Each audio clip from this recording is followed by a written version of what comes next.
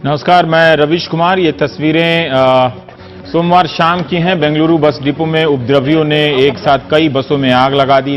देखते ही देखते कई बसें जलने लगी हैं। तमिलनाडु की तरफ जाने वाली कर्नाटक की जो बसें हैं, तमिलनाडु ट्रांसपोर्ट डिवीजन की जो बसें हैं, वो सेवाएं भी काफी प्रभावित हुई हैं। केरल सरकार ने भी फैसला किया है कि कर्नाटक की तरफ रवाना होने वाली बसों को वो नहीं भेजेगी। तो इस तरह से कर्नाटक की राजधानी बेंगलुरु में इस वक्त स्थिति बहुत ही खराब है। सोमवार के दिन तमाम तरह से कार्रवाई करने के बाद भी स्थिति बिगड़ती गई और इससे पहले दिन में बेंगलुरु के Mysore road satellite bus stand की तस्वीरें अब आपको दिखा रहे हैं। यहां आसपास तमिलनाडु की नंबर प्लेट वाली जितनी भी गाड़ियां थीं, उन सभी में उपद्रवियों ने या तो आग लगा दी या फिर तोड़फोड़ की है। तमिलनाडु परिवहन विभाग के दफ्तरों में भी वो घुस गए और तोड़फोड़ पर उतर आए। रैपिड एक्शन फोर्स के जवानों को उन्हें भगाने के लिए बड़ी मशक्कत करनी पड़ी। शहर के कई और इलाकों में ऐसी ही आगजनी और तोड़फोड़ देखने को मिली, जिसे देखते हुए रैपिड एक्शन फोर्स और सीआरपीएफ की 10 कंपनियां पूरे शहर में लगानी पड़ी है।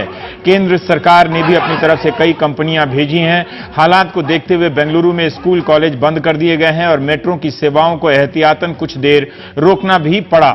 उधर मैसूर में भी तोड़फोड़ और आगजनी की खबरें आई। कन्नड़ संघों ने 15 सितंबर को रेल रोकने का ऐलान किया है। कर्नाटक के गृह मंत्री जी परमेश्वर ने बताया कि राज्य में 27 गाड़ियों को नुकसान पहुंचा है, जिसके बाद पूरे बेंगलुरु में एहतियातन धारा 144 लगा दी गई है। 200 से ज्यादा लोगों को हिरासत में लिया गया है। कर्नाटक स्पेशल रिजर्व पुलिस की 182 कंपनियों को भी राज्य भर में अलग अलग जगहों पर तैनात किया गया है। दरअसल ये पूरा हंगामा कावेरी नदी के जल बंटवारे को लेकर है। इस मामले में सुप्रीम कोर्ट के फैसले का कर्नाटक के कई इलाकों में विरोध हो रहा है। कर्नाटक में हो रही हिंसा की प्रतिक्रिया तमिलनाडु में भी दिख रही है। चेन्नई में आज सोमवार सुबह कुछ लोग न्यू वुड्सलैंड नाम के होटल में घुस गए और तोड़फोड़ की। यह होटल कर्नाटक की एक कंपनी का है। आरोप है कि तोड़फोड़ करने वालों ने यहां पेट्रोल बम भी फेंका और कई पर्चे भी, जिनमें लिखा गया था कि अगर कर्नाटक में तमिलनाडु के लोगों को निशाना बनाया गया तो इसका बदला लिया जाएगा। तमिलनाडु ने भी अपने यहां सुरक्षा कड़ी कर दी है और इस होटल में मारपीट करने वालों को पकड़ा है। तमिलनाडु के रामेश्वरम में भी कर्नाटक से आए 4 यात्री वाहनों में तोड़फोड़ हुई। इनमें से 2 बसें भी शामिल हैं। एक ड्राइवर के साथ मारपीट की खबर है। इन सबको देखते हुए कर्नाटक ने तमिलनाडु के लिए अपनी बस सेवाएं रोक दी हैं। इस हिंसा का असर टीवी चैनलों पर भी दिखने लगा है। कर्नाटक में कई जगह तमिल भाषा के चैनलों पर रोक लगा दी गई है, तो तमिलनाडु के कई शहरों में कन्नड़ भाषा के चैनलों पर रोक लगा दी गई है। एक और तमिलनाडु और कर्नाटक में यह हंगामा चल रहा था। उधर दिल्ली में बैठक भी हो रही थी अधिकारियों की। तभी सुप्रीम कोर्ट में ईद की छुट्टी के दिन भी कर्नाटक की याचिका पर विशेष सुनवाई चलने लगी। कर्नाटक की दलील रही कि पानी के मुद्दे पर कानून व्यवस्था बिगड़ रही है, जिस पर सुप्रीम कोर्ट ने सख्ती से कहा कि कानून व्यवस्था संभालना राज्य सरकार की जिम्मेदारी है। इसके बाद सुप्रीम कोर्ट ने अपने 5 सितंबर के आदेश में कुछ बदलाव किए। 5 सितंबर को सुप्रीम कोर्ट ने कहा था कि कर्नाटक अगले 10 दिन तक तमिलनाडु के लिए हर रोज कावेरी नदी का 15,000 क्यूसेक पानी जारी करे। लेकिन सुप्रीम कोर्ट ने सोमवार को पानी की मात्रा कम कर दी और दिन बढ़ा दी। कोर्ट ने कहा कि कर्नाटक अब 15,000 की जगह हर रोज 12,000 क्यूसेक पानी दे, लेकिन 16 तारीख के बजाय 20 तारीख तक ये पानी दिया जाए। इस फैसले से कर्नाटक ठगा हुआ महसूस कर रहा है। पहले के आदेश के मुताबिक उसे 10 दिन में 1.5 लाख क्यूसेक पानी देना था, लेकिन अब उसे 1,86,000 क्यूसेक पानी देना पड़ेगा। कर्नाटक सरकार के सामने इस फैसले को लागू करने के अलावा कोई चारा नहीं है। मुख्यमंत्री ने कहा है कि लागू कराएंगे, जो पहले पानी नहीं देना चाहते थे। दूसरी तरफ सरकार को अपनी जनता के गुस्से से भी निपटने की तैयारी करनी होगी। हमारे सहयोगी हैं निहाल किदवई बेंगलुरु से बात करने के लिए, और गणपति सुब्रमण्यम साहब वरिष्ठ पत्रकार थलेमुरई तमिल न्यूज है उसके चीफ ऑफ ब्यूरो हैं। अगर वो आ गए हैं हमारे स्क्रीन पर, हम दोनों से बात करेंगे। निहाल, पहले मैं ये जानना चाहता हूं कि सुबह से जो स्क्रीन पर मैं देख रहा था कि कुछ लोग बसों में तोड़फोड़ कर रहे थे, ये कुछ लोग कौन हैं? क्या इन्हें कावेरी जल विवाद के बारे में पता है? मुझे ही जानकारी के लिए काफी पढ़ाई करनी पड़ गई। ये लोग प्रभावित लोग हैं, बेंगलुरु शहर के किसी पार्टी के समर्थित लोग हैं? ये कौन लोग हैं जो जल विवाद को लेकर इतने संवेदनशील हो गए हैं और गाड़ियों में आग लगा रहे हैं और हंगामा कर रहे हैं, लोगों को मार रहे हैं?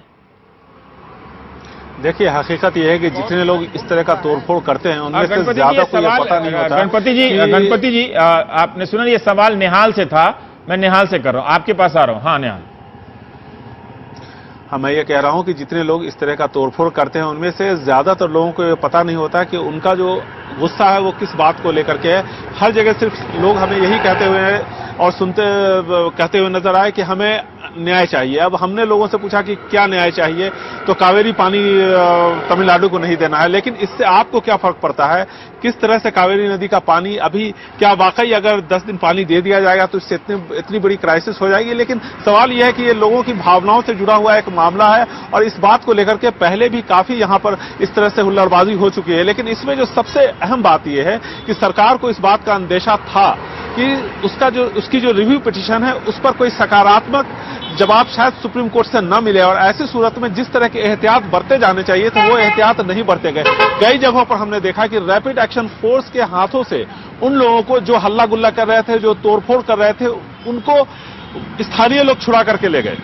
इसलिए ले गए क्योंकि रैपिड एक्शन फोर्स या स्थानीय पुलिस बल कम थे और लोगों की तादाद ज्यादा थी, या फिर आप ये भी कह सकते हैं कि शायद सरकार की तरफ से सख्ती करने का आदेश नहीं था। तो कुल मिलाकर के कई जगहों पर हमें लाचारी दिखी रैपिड एक्शन फोर्स की, स्थानीय पुलिस बल की, और ऐसी सूरत में जो हालात थे वो लगातार खराब होते गए।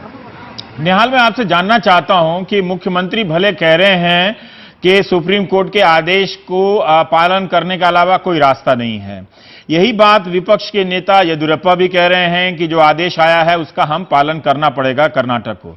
लेकिन मैं आपसे जानना चाहता हूं कि कांग्रेस सरकार वहां की लोगों से संवाद कर रही है कि इस तरह की हिंसा ना करें, जिस तरह से होटल, दुकान, बस और स्कूलों में बच्चे फंसे हैं और ये पूरा तमाशा चल रहा है। तो क्या सरकार के मंत्री लोगों से कोई अपील कर रहे हैं, सड़कों पे आके वो इस हिंसा को नियंत्रित करने का प्रयास करते हुए आपको दिख रहे हैं निहाल? देखिए, सरकार इस पूरे मामले में शुरू से ही सरकार का जिस तरह का रवैया होना चाहिए था वैसा रवैया हमें नहीं देखा। जैसा कि आप देखें, जब कर्नाटका बंद बुलाया गया था उससे ठीक पहले यहां पर एक सर्वदलीय बैठक हुई थी। सर्वदलीय बैठक में कन्नड़ा संघों को बुलाना चाहिए था। वो कन्नड़ा संघ जिनके कहने पर ऐसे बंद होते हैं, इस तरह से हल्ला गुल्ला मचता है, लोग उनकी बातों को मानते हैं। उनके सबसे बड़े नेता हैं यहां पर वाटल नागराज, वो कभी विधायक भी हुआ करते थे और काफी प्रभावशाली नेता है। तो सरकार ने उनके साथ बातचीत नहीं की। यानी जिन लोगों के साथ आम लोगों की भावनाएं जुड़ी हैं, जो प्रो कन्नड़ा संघ जो लोग चलाते हैं, ऐसे कई सारे ऑर्गेनाइजेशन हैं जिनके सबसे बड़े नेता हैं, उनको भी बातचीत में शायद कहीं ना कहीं, अगर सर्वदलीय बैठक में नहीं तो कोई दूसरे स्तर पर उनसे बातचीत करनी चाहिए, उसकी एक पहल करनी चाहिए, और सरकार ने यह पहल नहीं की। तो सीधा रमैया सरकार की कहीं ना कहीं पे इसमें एक फेल्योर जरूर साफ तौर पर हमें दिख रहा है, जिसकी वजह से ये जो हालात इस बार बिगड़े हैं वो इसके लिए सीधे तौर पर आप कह सकते हैं कि सरकार की लापरवाही कहीं ना कहीं जिम्मेदार है। ठीक है गणपति जी, मैं ये जानना चाहता हूं कि अभी कर्नाटक का फैसला है, तमिलनाडु में भी लोगों की स्थिति, कन्नडिगा जो लोग हैं, वुडलैंड्स होटल है, वहां पर भी इस तरह की हिंसा हुई है।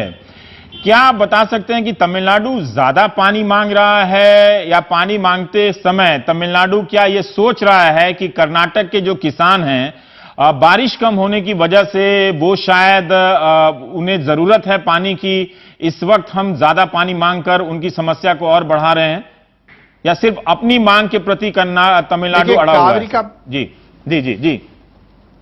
देखिए, कावेरी का पानी में हिस्सा होता है, सिर्फ कर्नाटका का नहीं, तमिलनाडु का नहीं, हाँ। केरला का भी होता है, पुदुचेरी का भी होता है।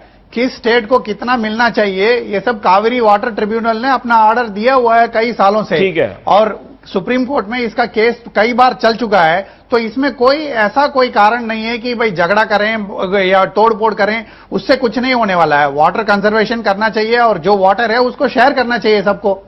मुझे एक बात बताइए कि ये विवाद बहुत दिनों से है और जब भी बारिश कम होती है दोनों तरफ से आग लग जाती है। आप क्या तमिलनाडु की तरफ से बता सकते हैं कि ऐसी स्थिति ना आए? तमिलनाडु ने इस समस्या को देखते हुए वाटर कंजर्वेशन के बड़े उपाय किए हैं उन इलाकों में जहां कावेरी की पानी की जरूरत होती है। देखिए, तमिलनाडु में एक ही बड़ा डैम है जो मेटूर डैम, और उसके अलावा बहुत पुराना एक डैम है जिसको कल्लानई कहते हैं, वो छोटे तौर पे काम आता है।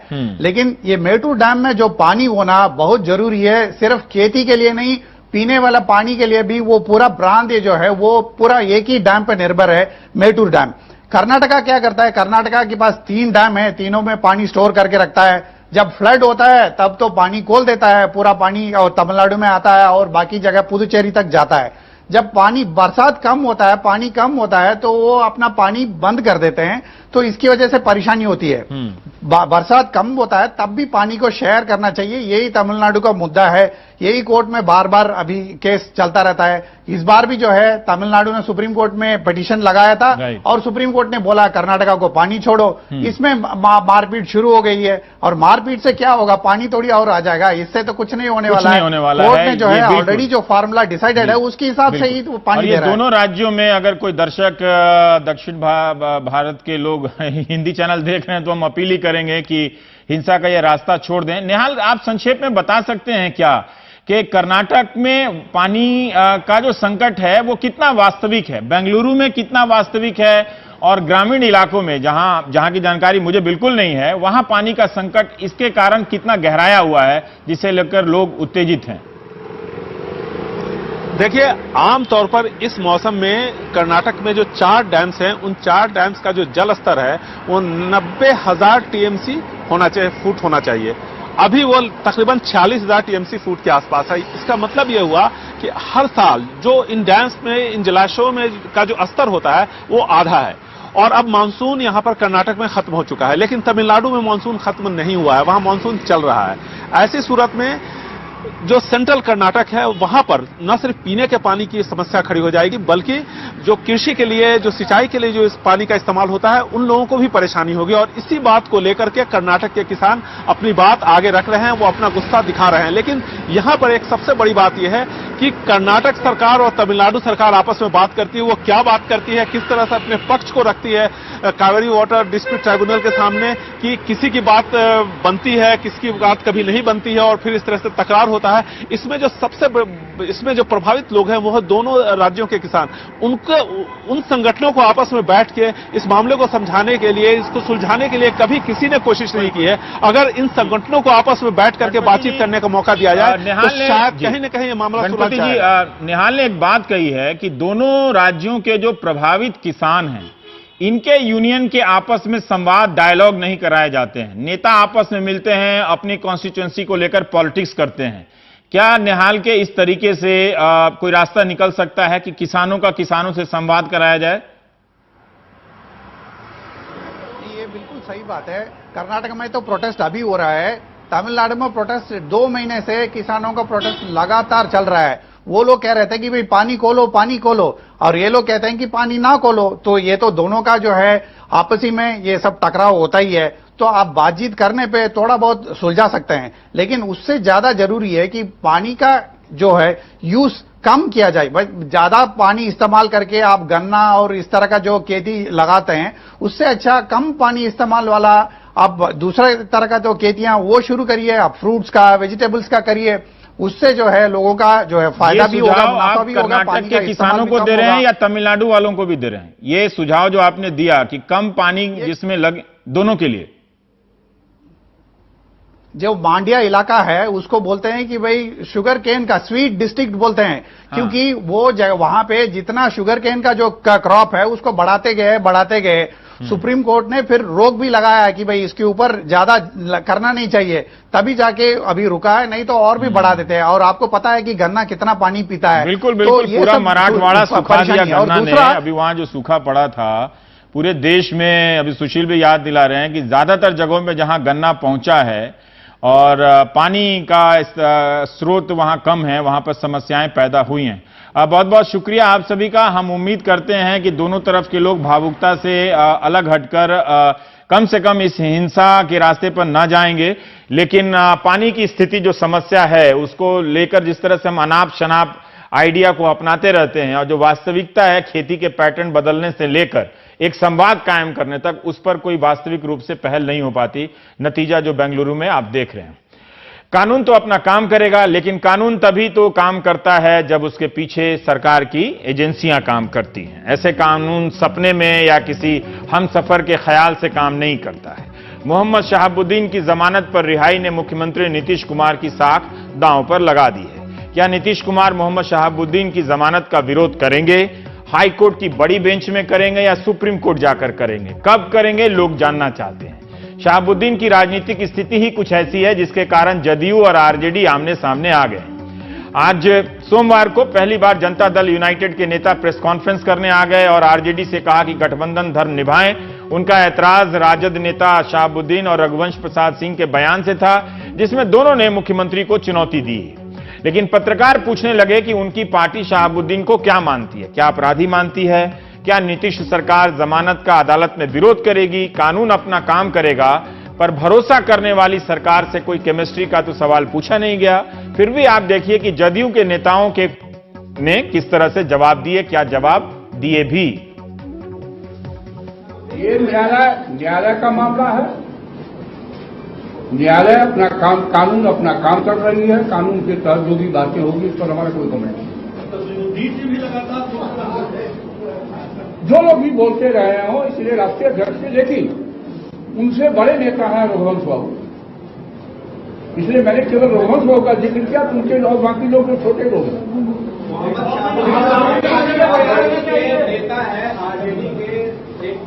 मुझे नहीं मालूम, मुझे नहीं मालूम, मुझे नहीं मालूम। तो आप जो बात कह रहे हैं मैंने सुना नहीं है। मैंने कहा कि वो जो सैकड़ों लोग राज्य में, जब हम लोग राज चला रहे, सैकड़ों लोग जेल जाते हैं, जेल से निकलते हैं, अपनी पीड़ा को लोगों के बीच में कहते हैं। अब मर्जी है उनकी, अपनी उन पर क्या कमेंट हो सकता है? वो एग्री पर्सन है, उसको कोई कमेंट नहीं। लगाने के लिए सिफारिश करेगी सरकार। अगर अनंत सिंह पे सीसीए लग सकता है तो शहाबुद्दीन पे क्यों नहीं? कानून अपना काम करेगा। आप लोग कानून अपना काम करेगा। कानून अपना काम, मैं कह रहा हूँ कानून अपना काम करेगा। कानून में ट्रायल नहीं हुआ, जिस कारण से बेल हुआ। नहीं, आप न्यायिक प्रक्रिया को ठीक से उसकी जानकारी ले लीजिए। कानून अपना काम करेगा।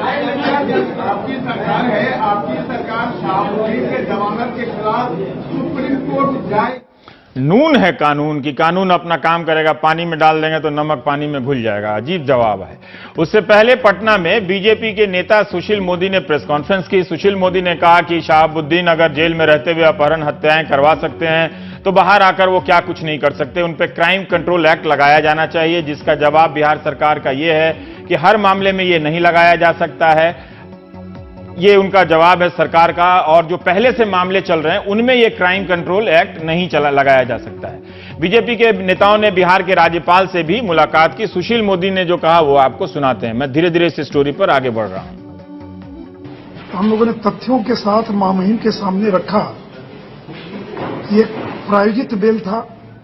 राज्य सरकार चाहती थी कि शहाबुद्दीन बाहर आ जाए, किसका भी दबाव हो, और इसलिए 3 फरवरी को जो पटना हाईकोर्ट ने राजीव रोशन हत्याकांड में 9 महीने के भीतर ट्रायल को पूरा करने का निर्देश दिया था, उसका पालन नहीं किया गया।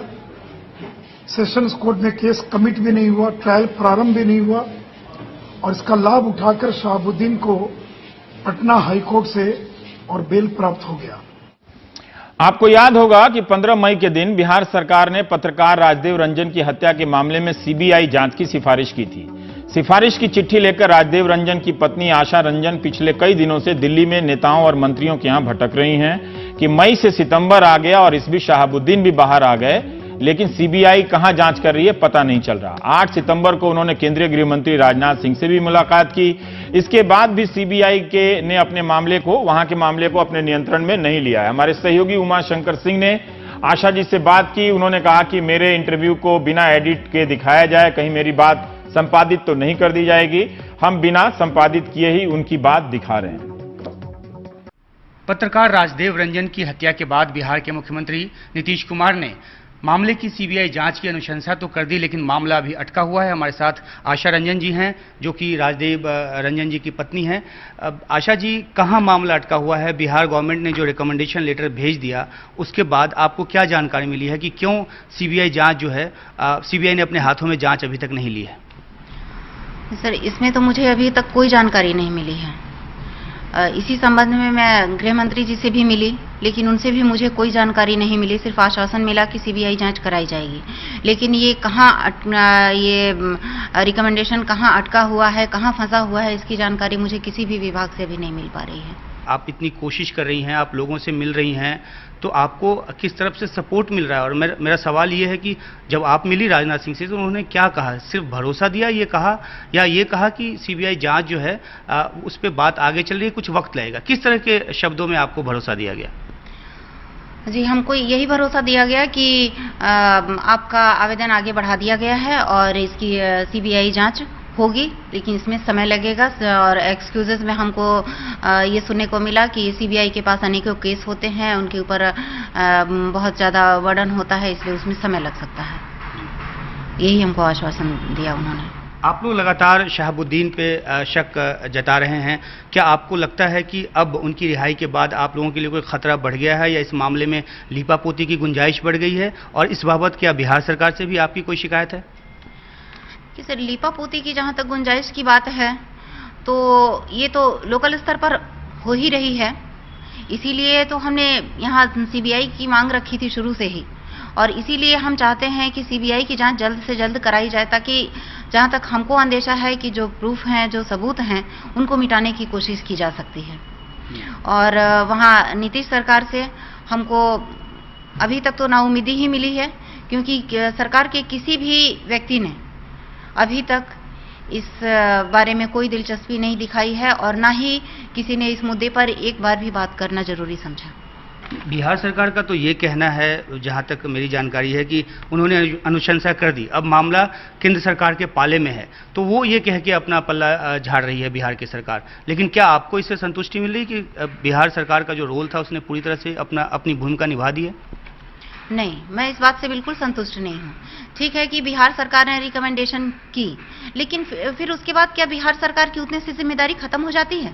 मेरे बार बार लगातार ये बात कहने पर, ये आवाज उठाने पर कि सीबीआई की जांच जल्द से जल्द शुरू कराई जाए, क्या ये राज्य सरकार की जिम्मेदारी नहीं थी एक बार भी केंद्र सरकार से इस बाबत बात करने की, या उस पर अपनी बात रखने की कि हाँ, मेरे घर का ये मामला है, इस पर जांच क्यों नहीं शुरू की जा रही है? आपको क्या लगता है किसकी कोताही ज्यादा है, राज्य सरकार की या सेंट्रल गवर्नमेंट की?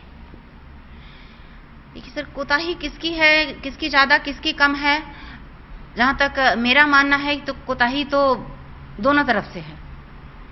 अगर केंद्र सरकार की भी कोताही नहीं होती तो 4 महीने होने को आ गए, 4 महीने में कुछ तो इस मामले में काम हुआ होता, तो कहीं ना कहीं इसमें केंद्र सरकार भी कोताही बरत रही है, जिससे कि अभी इस काम की शुरुआत भी नहीं हुई।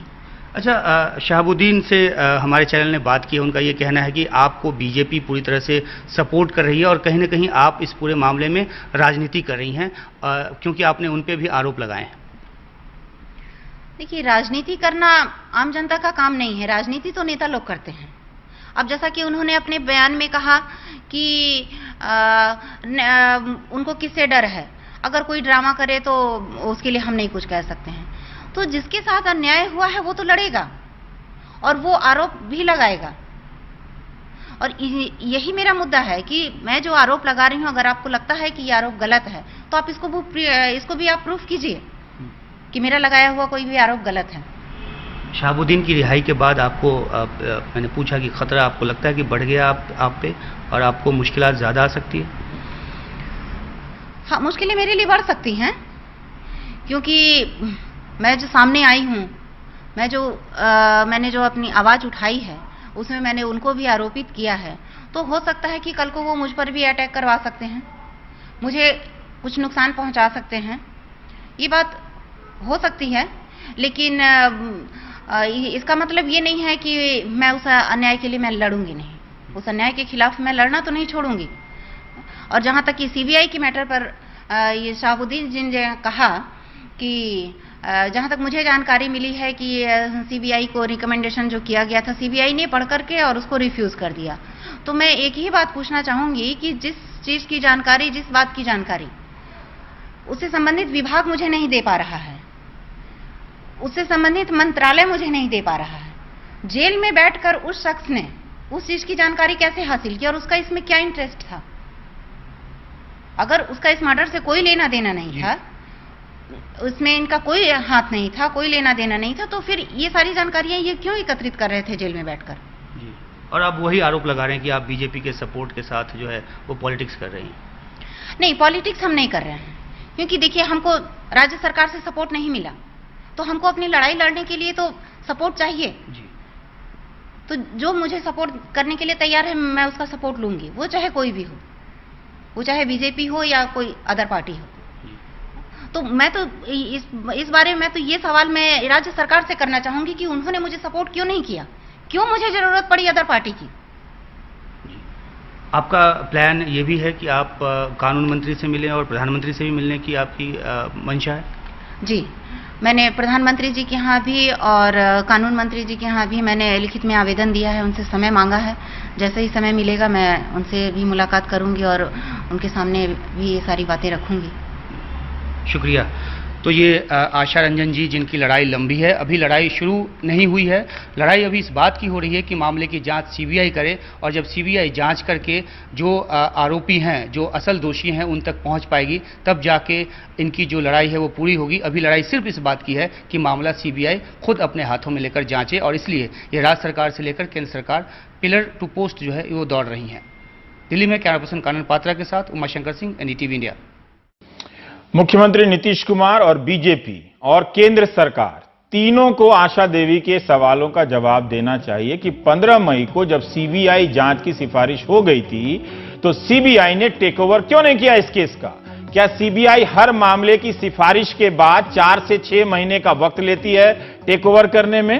क्या बीजेपी के नेताओं ने इसके लिए हंगामा किया, जबकि आशा देवी को मदद ही बीजेपी के एक नेता कर रहे हैं दिल्ली तक लाने में, लेकिन फिर भी उनकी पार्टी ने हंगामा किया कि सीबीआई तुरंत इसको टेक ओवर करे क्योंकि इसमें शहाबुद्दीन का नाम है, ये एक अच्छा मौका है, अगर ठीक से जांच हो जाए तो हम उन तक पहुंच सकते हैं। क्या मुख्यमंत्री नीतीश कुमार की तरफ से हंगामा किया गया कि सीबीआई जांच नहीं कर रही है, देरी हो रही है? पत्रकार राजदेव रंजन के मामले में जो एफआईआर दर्ज हुई है, और उनके अखबार को भी आप देख सकते हैं हिंदुस्तान को पलट के कि उनमें कितना हेडलाइन छपा कि सीबीआई जांच में देरी हो रही है। जो जानकारी आ रही है कि एफआईआर में शहाबुद्दीन का नाम नहीं है। हमारी सहयोगी निधि कुलपति ने जब बहस के दौरान अपने शो में बीजेपी के सांसद गोपाल नारायण सिंह से पूछा तो जिस तरह से जेडीयू के नेता जवाब दे रहे थे पत्रकारों के सवालों का, देखिए कि गोपाल नारायण सिंह जी जो सांसद हैं वो क्या कुछ अलग जवाब दे पा रहे हैं निधि कुलपति के सवालों का। 15 मई को बिहार सरकार ने राजदेव रंजन हत्याकांड में सीबीआई इंक्वायरी की संस्तुति की। वाकई में अगर केंद्र सरकार सीरियस होती तो क्यों अभी तक हो नहीं गई होती? 4 महीने हो गए सर।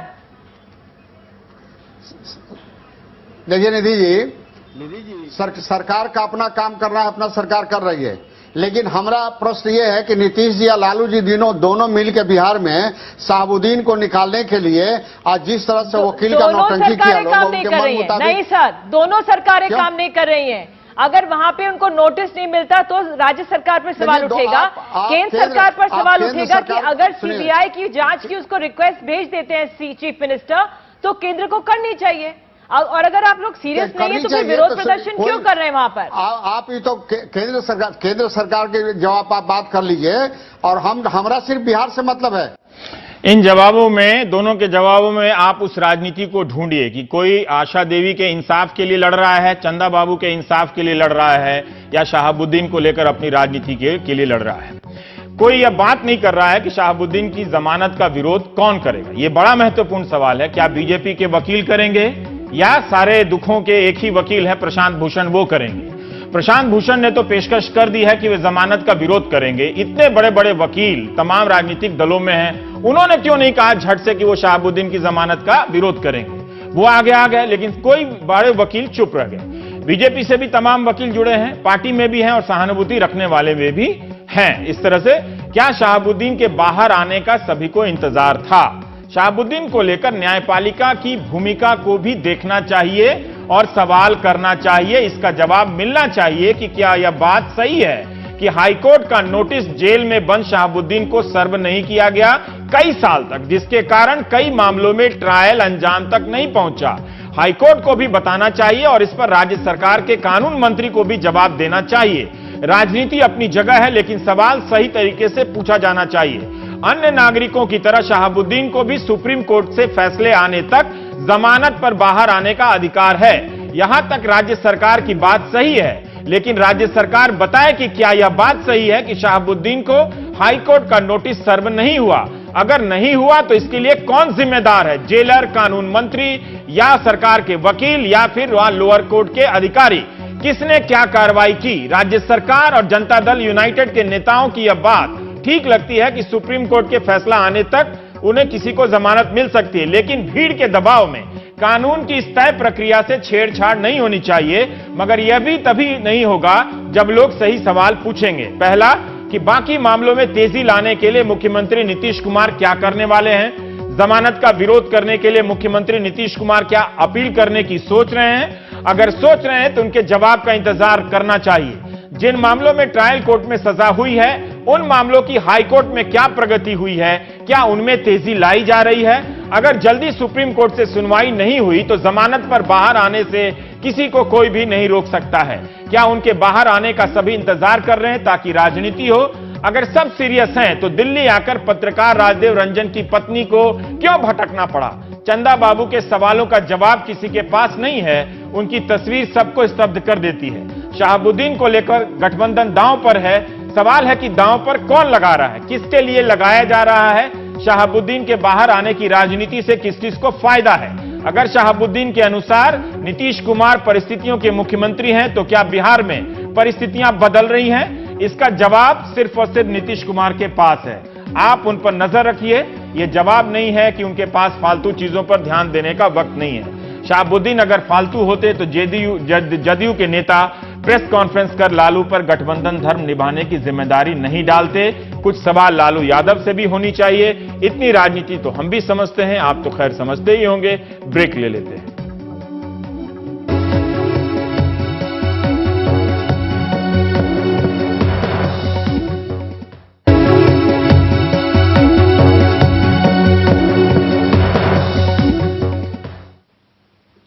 दिल्ली में चिकनगुनिया से पहली मौत हुई है। दिल्ली के सर गंगाराम अस्पताल ने इस बात की पुष्टि कर दी है। वहां दाखिल 65 साल के एक बुजुर्ग जो चिकनगुनिया से ग्रस्त थे, उन्होंने दम तोड़ दिया। मॉनसून के बाद इस बार दिल्ली में चिकनगुनिया ने अपने पैर फैला लिए हैं। चिकनगुनिया ही नहीं, डेंगू और वायरल बुखार भी बड़े पैमाने पर फैला हुआ है और इसकी सबसे ज्यादा मार पड़ रही है गरीब मजदूरों पर।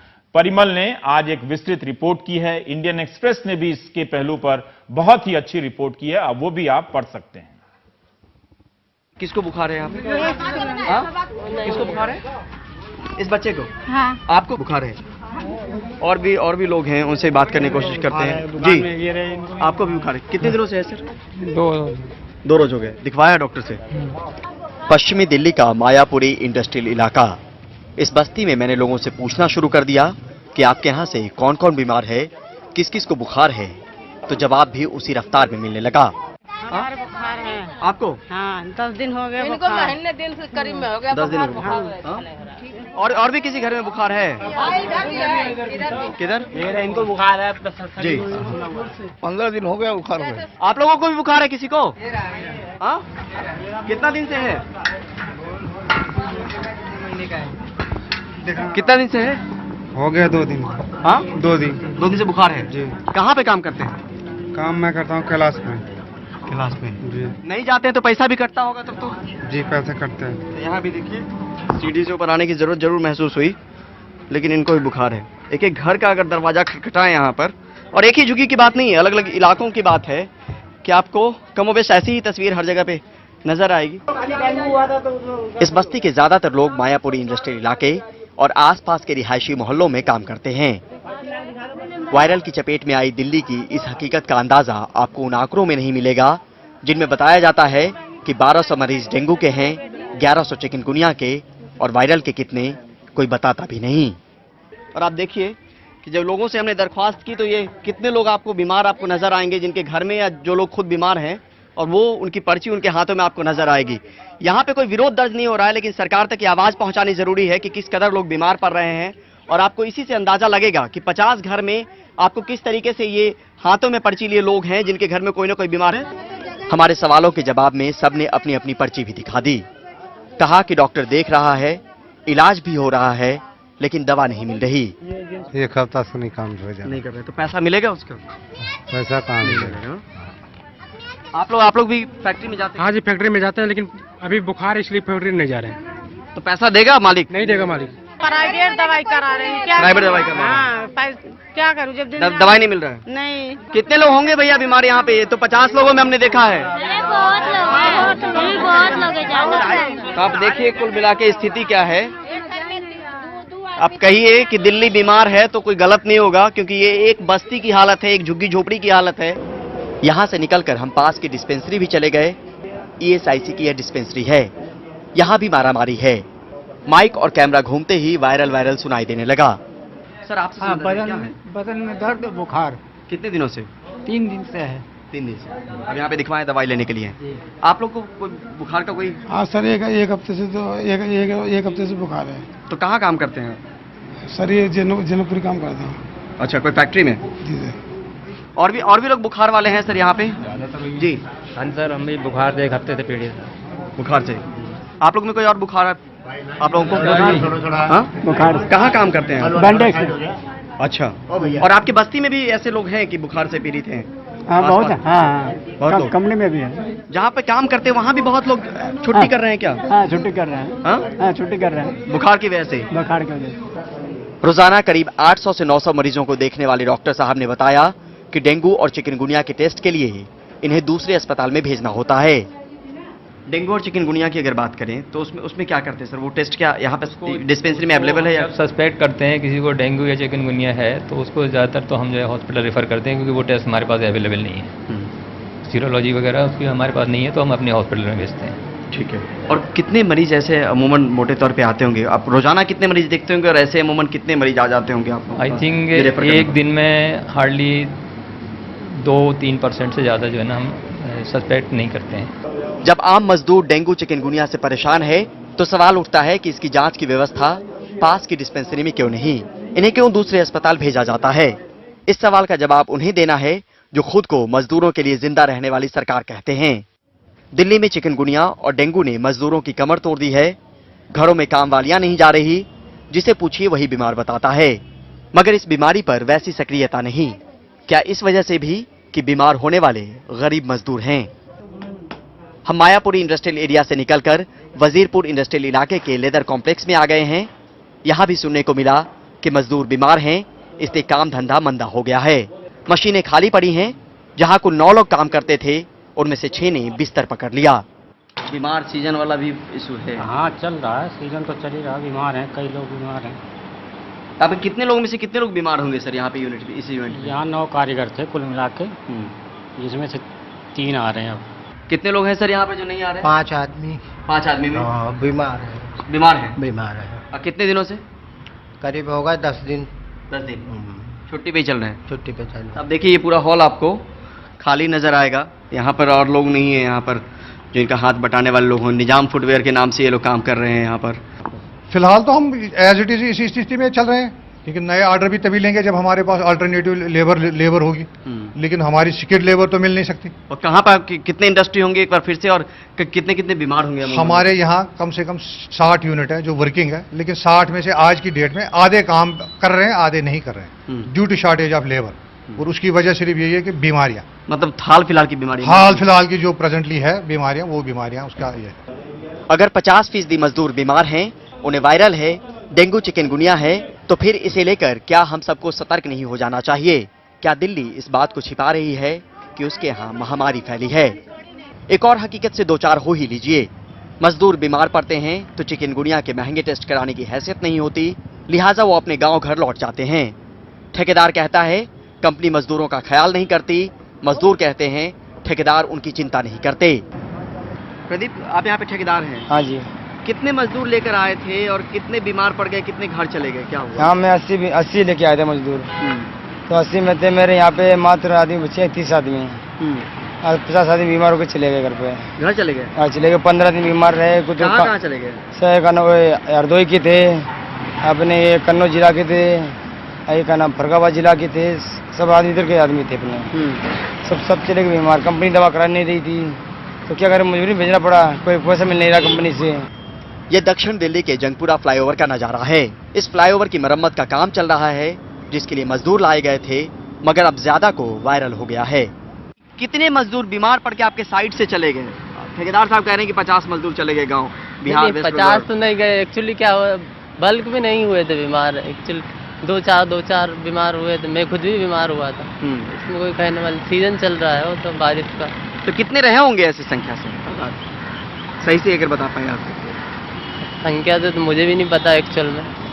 कुछ विभाग की मनमानी, कुछ मौसम की मेहरबानी, और असर आपके सामने है। बीमार या फिर बीमारी। तुम अभी बीमार हो? यस। हाँ, कितने दिन से? आज तीसरा दिन है। तब भी काम कर रहे हो? जी, गोली खाकर कर रहे हैं काम। तो सवाल पापी पेट का है। नई दिल्ली से कैमरा पर्सन शशिकांत के साथ परिमल कुमार, एनडीटीवी इंडिया।